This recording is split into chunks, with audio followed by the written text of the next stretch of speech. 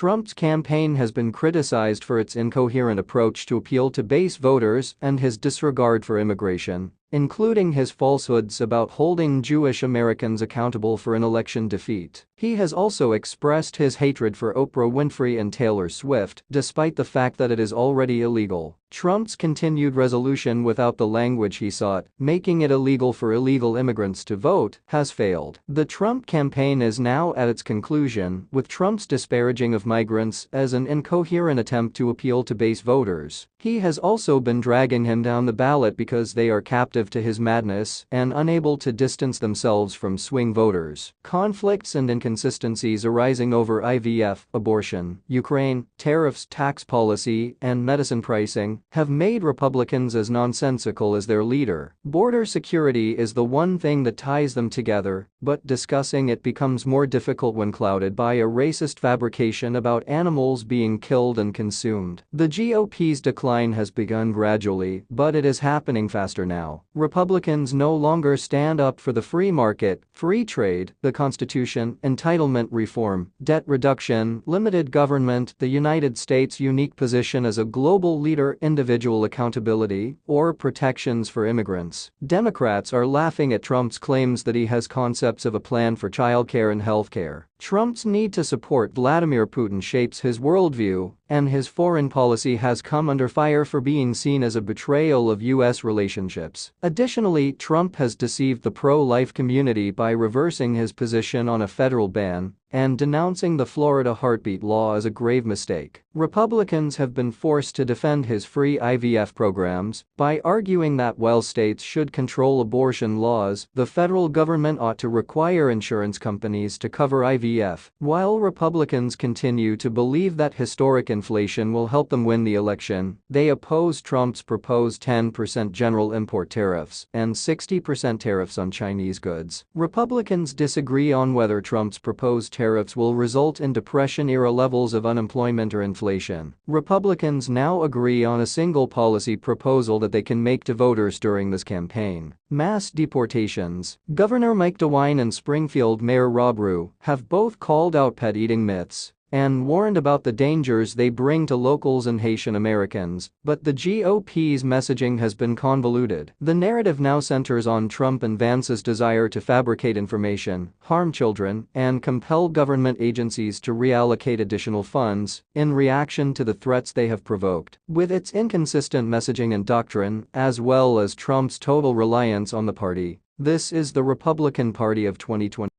Thanks for watching. Don't forget to subscribe.